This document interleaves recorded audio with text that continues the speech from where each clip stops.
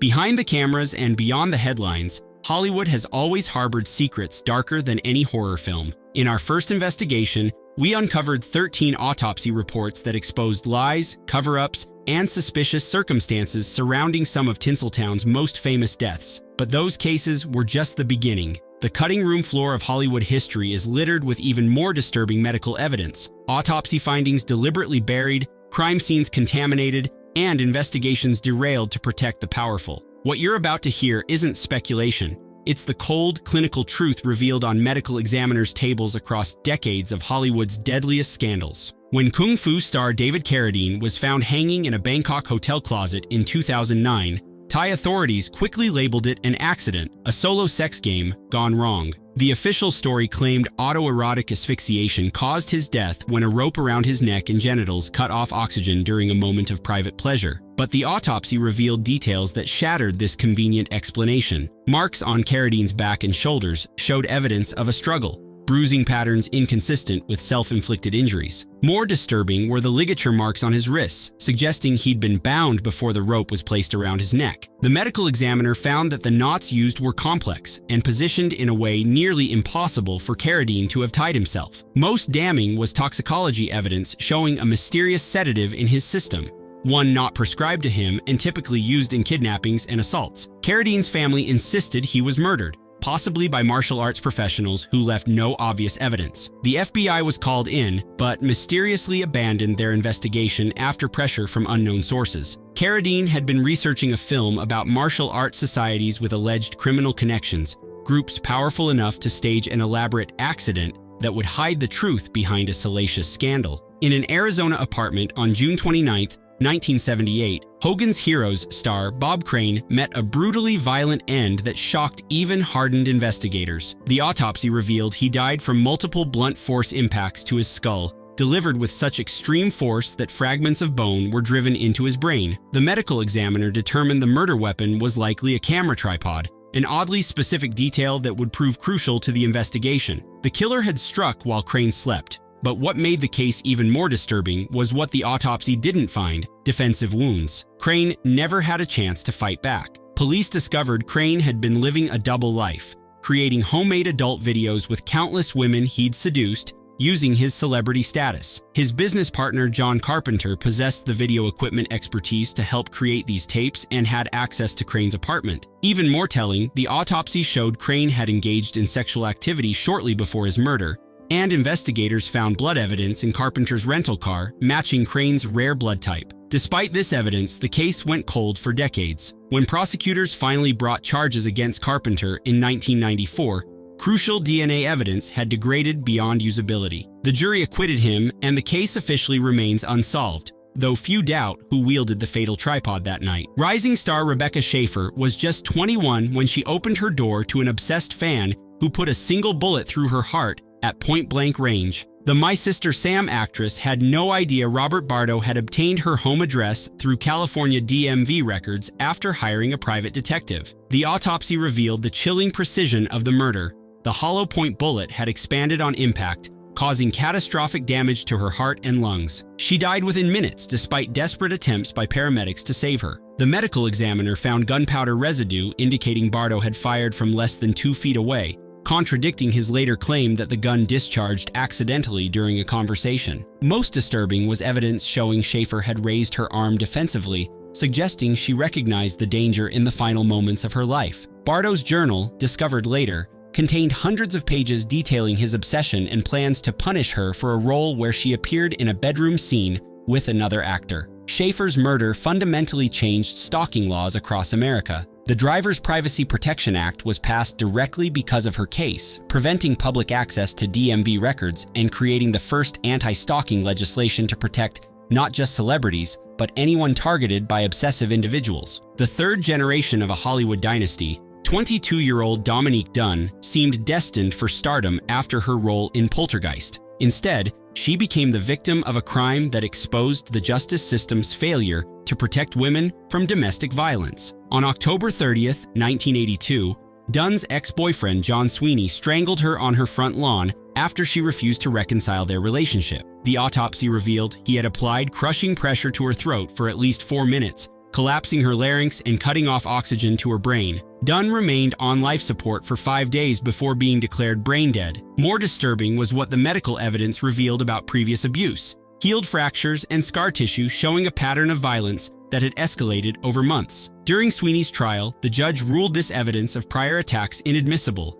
effectively erasing Dunne's history of suffering. Despite overwhelming medical evidence proving deliberate, sustained strangulation, Sweeney was convicted only of voluntary manslaughter, serving just 3.5 years. The outrage over this sentence transformed Dunne's father, writer Dominique Dunne, into a fierce advocate for victims' rights. He attended the trial every day, later writing, "The man who killed my daughter is free today," a reality that haunted him until his own death decades later. Silent film star Ramon Novarro's 1968 murder stands as one of Hollywood's most barbaric crimes, revealing how quickly glamour can descend into grotesque violence. The Autopsy painted a nightmarish picture of his final hours. Novarro had been tortured over several hours by brothers Paul and Tom Ferguson, who believed the aging star had $5,000 cash hidden somewhere in his home. The medical examiner documented over 40 separate injuries inflicted before death. Novarro's body showed defensive wounds, broken fingers, and extensive facial trauma. Most horrific was the murder weapon itself, a bizarre object reportedly given to Novarro decades earlier by his lover Rudolph Valentino. The brothers had shoved this item down Novarro's throat with such force it caused asphyxiation after hours of beating him for information about money that never existed. The autopsy revealed Novarro had fought desperately for his life, with blood evidence throughout the house showing he had tried to escape multiple times. The killers left behind a bizarre message written in Novarro's blood: "Us girls are better than boys," revealing the homophobic rage behind their attack. Though both brothers received life sentences, both were paroled within 7 years, a shocking leniency that reflected the era's dismissive attitude toward crimes against gay victims. Novarro, once one of cinema's most celebrated lovers, died broke and alone, his brutal end contrasting starkly with the romantic roles that made him famous. Two-time Oscar nominee Sal Mineo was walking home from a play rehearsal on February 12, 1976. When a knife-wielding assailant struck from the shadows. The rebel-without-a-cause actor died within minutes from a single, expertly delivered stab wound. The autopsy revealed the killer knew exactly where to strike. The blade had penetrated between Mineo's ribs with surgical precision, severing his heart. For years, investigators falsely theorized the murder was connected to Mineo's sexuality, one of Hollywood's first openly gay actors. But the medical evidence never supported this theory. There were no defensive wounds, suggesting Mineo never saw his attacker, and nothing was taken from his person despite wearing valuable jewelry. The case went cold until 1979, when prison inmate Lionel Williams confessed to killing Mineo during a random robbery attempt, not realizing who his victim was. The most disturbing aspect of Mineo's case wasn't the murder itself, but how investigators fixated on his sexuality rather than following the evidence. Detectives spent more time investigating Mineo's relationships than tracking the actual killer. The autopsy clearly showed a professional-style stabbing typical of street robberies, not a crime of passion.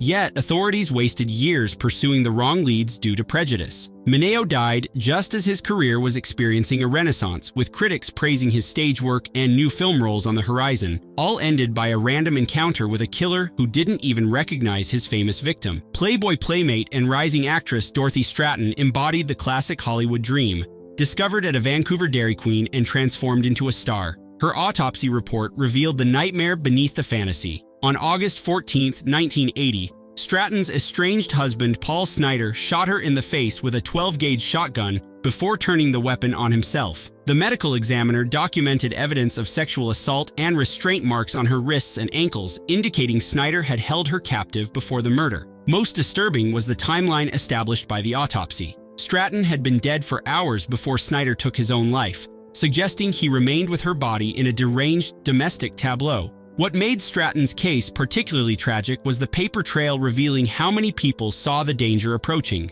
Playboy founder Hugh Hefner had warned her about Snyder's increasingly erratic behavior. Director Peter Bogdanovich, who had fallen in love with Stratten during filming, had tried to help her escape the relationship. The autopsy showed Stratten had been planning to announce her pregnancy, possibly by Bogdanovich, when she made her final, fatal visit to Snyder's house to discuss divorce terms. Her death at just 20 years old spawned 2 films and several books, each capitalizing on the beautiful victim narrative while largely ignoring the warning signs of domestic violence that preceded her murder. Stratton's death was preventable, a fact that haunted those who recognized the danger but couldn't save her from a man who decided if he couldn't possess her, no one would. In November 1924, film pioneer Thomas Ince boarded newspaper tycoon William Randolph Hearst's yacht for a birthday celebration, but would leave it in a casket. The official cause of death was heart failure, but the autopsy findings sparked a century of speculation about what really happened aboard the vessel. Ince's body showed evidence inconsistent with natural causes. The medical examiner documented a small-caliber gunshot wound to the head, hastily treated but ultimately fatal. The bullet's trajectory matched an accidental shooting, not a suicide or deliberate murder. Witnesses reported hearing a gunshot followed by chaos, but by morning, a new narrative had emerged. Ince had simply fallen ill with indigestion that triggered heart failure. The autopsy contradicted this story, revealing no stomach contents consistent with food poisoning and no evidence of cardiac disease. Most suspicious was how quickly Ince's body was cremated after a cursory examination, a decision made by Hearst's lawyers, not Ince's family. The leading theory involves mistaken identity in a jealous rage. Hearst suspected his mistress, actress Marion Davies, was having an affair with Charlie Chaplin, another guest on the yacht. In the dimly lit staterooms, Hearst allegedly grabbed a pistol and confronted who he thought was Chaplin in a compromising position with Davies, but shot Ince by mistake. The cover-up involved payoffs to medical examiners, witnesses, and even Ince's widow, who suddenly received funding for a film foundation bearing her husband's name. The case represents one of Hollywood's most enduring conspiracies where wealth and power successfully rewrote the ending of a man's life. Elizabeth Short was never famous in life, but in death, the Black Dahlia became Hollywood's most infamous murder victim. Found bisected and posed in a vacant lot on January 15, 1947, Short's autopsy revealed horrors that still disturb criminologists today. The medical examiner documented that Short had been held captive and tortured for days before her murder. Her body showed evidence of systematic starvation and dehydration. Most disturbing was the clinical precision of the killer's work. Short had been drained of blood before being cut in half with surgical skill. The clean cuts and careful removal of organs suggested medical training, as did the methodical washing of the body before it was dumped. The autopsy revealed ligature marks on wrists and ankles, with precise cuts that avoided major arteries to prolong suffering without causing death. Short's facial mutilation, a Glasgow smile cut from ear to ear, showed knowledge of facial anatomy typically possessed only by medical professionals. Her body had been posed deliberately, arms raised above her head at precise 45-degree angles, legs spread in a display meant to shock and humiliate. While dozens of suspects emerged over decades, from local doctors to famous directors, the case remains officially unsolved. The Black Dahlia murder represents the darkest intersection of Hollywood's glamour and depravity. A young woman drawn to the city of dreams only to encounter a nightmare beyond imagination. Her autopsy remains one of the most disturbing in California history, the work of someone who blended medical expertise with sadistic precision in a crime designed to shock a city accustomed to fictional horrors, but unprepared for the real thing. Unlike most Hollywood tragedies, Vic Morrow's death on July 23, 1982, was captured on film, a helicopter crash during filming of Twilight Zone the movie that decapitated the actor and killed 2 illegally hired child performers. The autopsy confirmed what horrified witnesses observed. Morrow and 7-year-old Micah Din Lei were decapitated by the helicopter's main rotor blade, while 6-year-old Renee Shinyi Chen was crushed by the falling aircraft. The medical examiner determined all 3 victims died instantly, though Morrow showed evidence of raising his arms in a last-second attempt to protect the children. What made this case different from typical Hollywood deaths was the criminal prosecution that followed. Director John Landis had deliberately violated child labor laws by hiring the children off the books and filming them after hours without permits. The autopsy findings directly contradicted Landis's claim that the deaths were unforeseeable, as the medical evidence showed the helicopter struck the victims from behind, exactly the scenario special effects crews had warned might happen. Despite facing charges of involuntary manslaughter, Landis was acquitted in a controversial verdict that outraged safety advocates. The case fundamentally changed film production safety standards. New regulations required aircraft to maintain greater distances from performers, restricted the use of pyrotechnics near flying vehicles, and mandated safety officers with shutdown authority on all sets. Morrow's autopsy became evidence in lawsuits that established legal precedent for holding filmmakers accountable for on-set fatalities, a lasting legacy from one of Hollywood's most preventable tragedies. When martial arts legend Bruce Lee collapsed during an ADR session for Enter the Dragon on July 20, 1973, His sudden death at 32 became an enduring mystery. The official autopsy cited cerebral edema, brain swelling, caused by an allergic reaction to a painkiller contained in equagesic tablets. But independent medical experts who reviewed the findings identified troubling inconsistencies. Lee's brain had swollen to 1,575 grams, 13% larger than normal, an extreme reaction even for severe allergies. His organs showed evidence of repeated exposure to toxins, not a single allergic episode. Most suspicious was the absence of other allergic indicators like tracheal swelling or histamine response that should have been present with a fatal reaction. Alternative theories quickly emerged. Some medical examiners suggested he was poisoned, citing evidence consistent with toxic substances that progressively accumulated in his system. The family curse narrative gained credence when Lee's son Brandon died under suspicious circumstances 20 years later. Rumors persisted about Lee's enemies in Hong Kong triads who opposed his teaching martial arts to Westerners. Even more compelling was evidence that Lee had survived a similar episode months earlier, his body showing residual damage from that incident, suggesting someone might have been slowly poisoning him over time. Physicians who reviewed the case decades later suggested hyponatremia, water intoxication, better explained the symptoms, possibly caused by his unusual diet and kidney dysfunction. The uncertainty surrounding Lee's death transformed him from merely a star into a legend whose life seemed supernaturally cut short at the peak of his powers. 20 years after his father's mysterious death, Brandon Lee's life ended in an onset accident that many viewed as fulfillment of a family curse. While filming The Crow on March 31, 1993, Lee was struck by what was supposed to be a blank round fired from a prop gun. The autopsy revealed the horrifying truth: a real bullet fragment had traveled through his abdomen, rupturing major blood vessels and causing massive internal bleeding. The medical examiner recovered a .44 caliber bullet lodged against his spine, a projectile that should never have been anywhere near a movie set. The investigation uncovered a chain of negligence that led to Lee's death. For a previous scene, the prop master had created dummy rounds by removing powder from real bullets but leaving the primers intact. During filming, one of these primers had enough force to push a bullet into the gun's barrel, where it remained, unnoticed, during safety checks. When blank rounds, which contained powder but no bullet,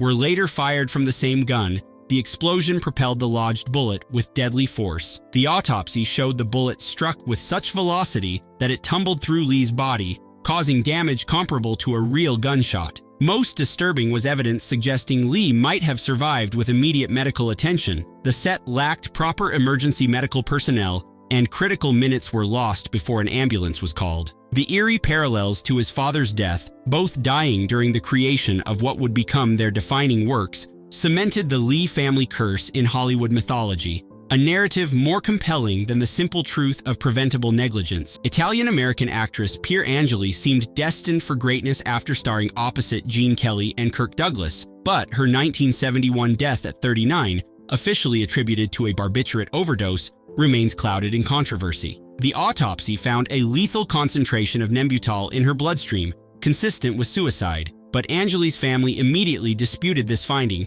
pointing to inconsistencies in the medical report. Her stomach contained only a small amount of the drug, insufficient to cause the blood levels detected. More suspicious were unexplained bruises on her arms and legs, suggesting a struggle before death. Angeli's sister, Marisa Pavan, publicly accused unnamed Hollywood figures of murdering her sister to prevent the publication of her tell-all autobiography, which allegedly contained damaging information about industry executives and her famous lovers, including James Dean. The manuscript mysteriously disappeared after her death. The autopsy showed Angeli had been taking prescription medication for depression following her career decline, but the fatal dose appeared to have been administered all at once rather than accumulated over time. In the weeks before her death, Angeli had signed a contract for a new film and was making plans to move, behavior inconsistent with someone contemplating suicide. Her death came just days before she was scheduled to give a newspaper interview about her relationships with Hollywood power players. While officially ruled a suicide, the medical evidence left enough questions that conspiracy theories persisted for decades, with some believing Angeli was silenced before she could expose the industry's darker side.